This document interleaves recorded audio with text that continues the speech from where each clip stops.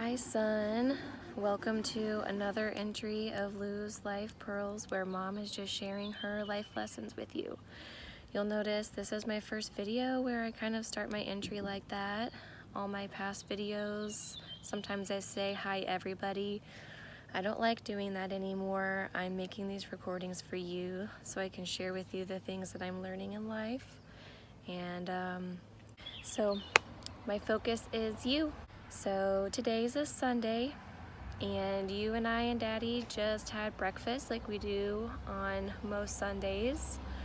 We try and focus as a family on Sunday mornings. Mommy calls it spirit school. And normally we watch a live stream and learn a lesson. But Mom and Dad have realized that you can learn life lessons from anywhere, anytime, from anything. It doesn't just have to be a focused live stream like we've been doing. So Mom and Daddy picked to watch Pinocchio on Sunday mornings, and we just started writing down the things that we were learning from the movie.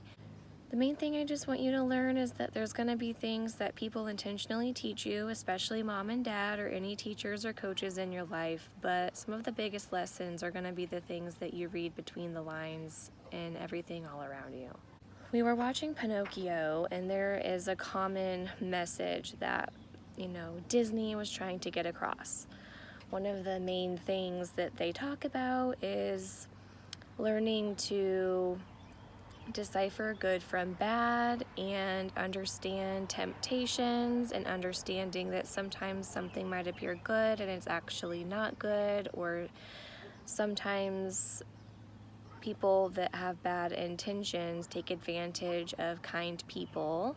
And we'll watch it one day with you when you're older too. But there were also some unsaid messages that Mom and Daddy picked up on today. So this movie was made in the 1940s. So there's some things that as you grow up you're going to learn about that era. Mommy noticed that there were only 2 female roles in the movie. Everybody was a white male. There were hardly any people of color. There was maybe one man that could be considered like a darker Italian man.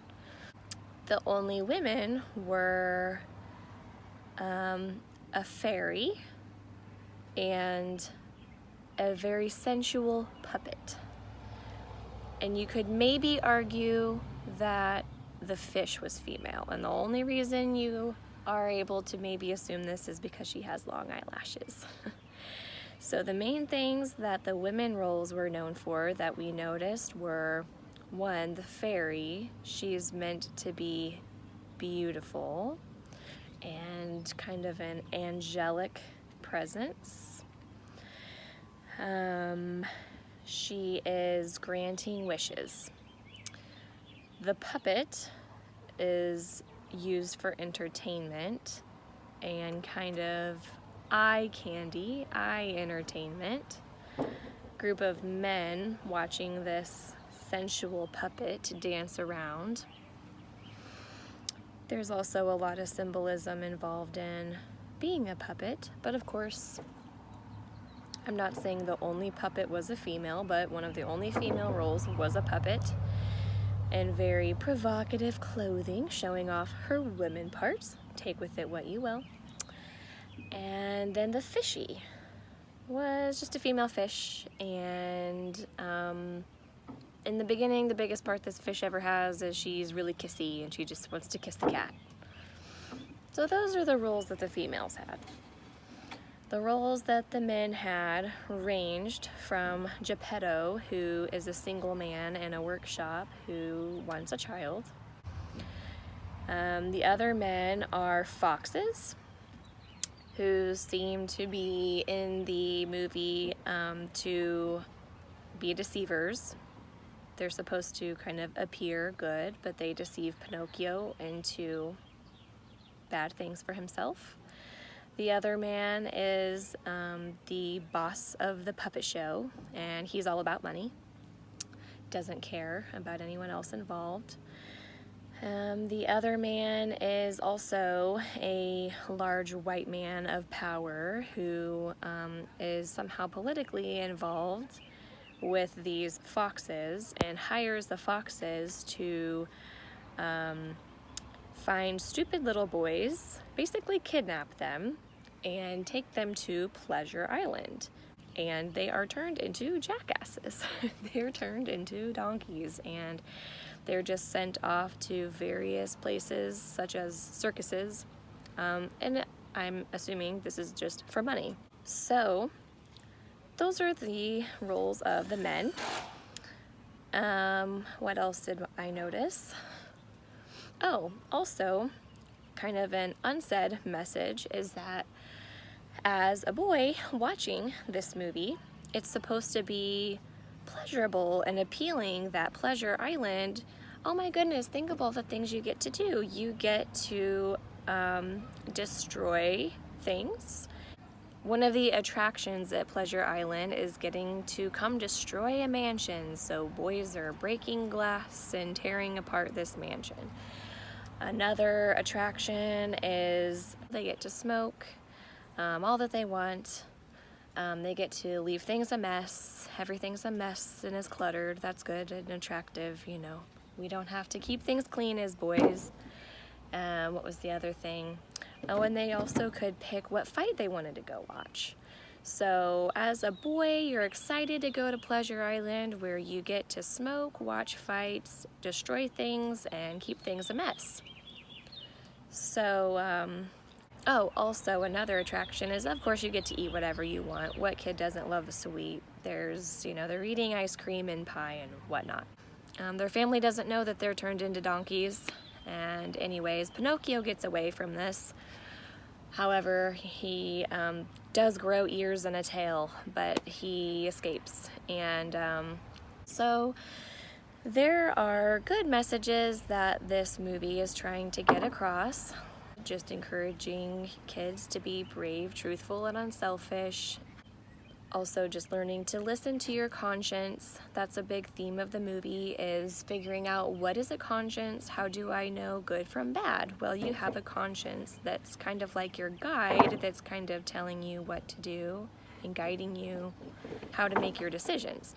Of course, we all don't have like a personal cricket that's, you know, verbally telling us these things, but it's a good physical way to show you that we kind of have this guidance in our life to learn right from wrong. So there are great, straightforward messages that the movie is trying to make. Listen to your conscience. Your conscience will be your guide from good and bad. Good and bad isn't always clear to see. We can be deceived. We can also be tempted to do things that we know are bad. And not everybody has good intentions. Be brave, unselfish, and truthful. And then there are the underlying messages that the movie sends without maybe intentionally seeming to do so, that say that the important roles are all by white men who, I guess, are worthy of roles, and, you know, for whatever reason, women just don't have as much of a role. But as you learn more about history, you'll learn more about maybe why that is, and you can make your own opinion on that. It's not a surprise at all that this is kind of the roles that were in the movie, but it's definitely worth noting. Obviously, as time goes on, Disney movies evolve and evolve and evolve, and now they're making great strides to show more equality and inclusiveness in the rules that they are creating. But my point is that there's going to be things in life that are very straightforward, obvious lessons, such as the lessons I just told you that the movie was trying to teach you about Pinocchio. But then there's always going to be things that you learn from actions from people around you and just the general observations that you make. So, you know, mom and dad are always going to be trying to teach you things based off things that we're learning in life, things that we want you to learn, that we've learned, that we want you to think about. But you're also going to notice our actions and how we live our life. You're maybe going to notice our own prejudices or our own biases and our own strengths and our own weaknesses, and you're maybe going to see how we follow through on those things that we teach you, but you're also going to see how maybe we struggle with some of the things that we teach you. I think this is a lot of the time why a lot of kids sometimes feel maybe betrayed by our parents in some way. So as you grow, this video will mean one thing to you. You know, this lesson will mean one thing to you when you are learning this in year 5. It'll mean something else to you when you're learning this in year 15. It'll mean something completely different when you're 25, so on and so forth. As you learn your own lessons of the world, you'll just see that not everything is black and white. Not everything is necessarily right or wrong.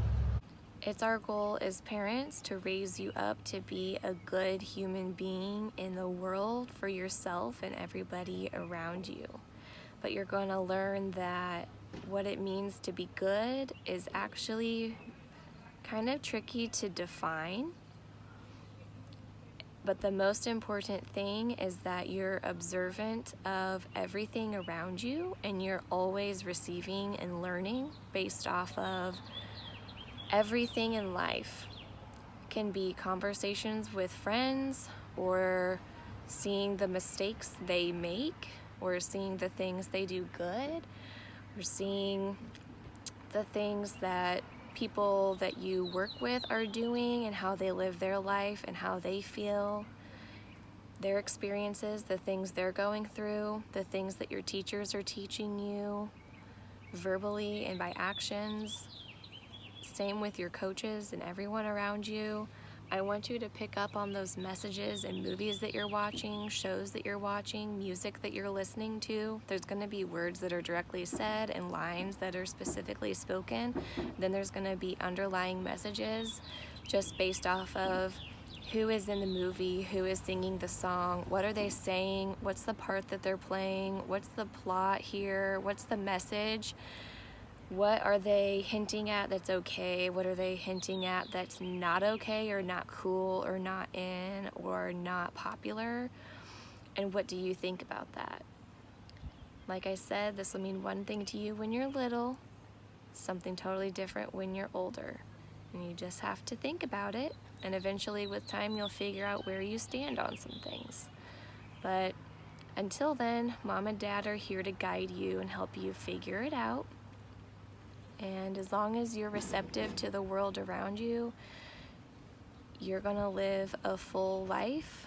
As long as you're receptive to the world around you, you'll be able to develop kind of that third eye, that insight that helps you see the deeper meaning behind everything around you on the surface, and hopefully help you see the big picture.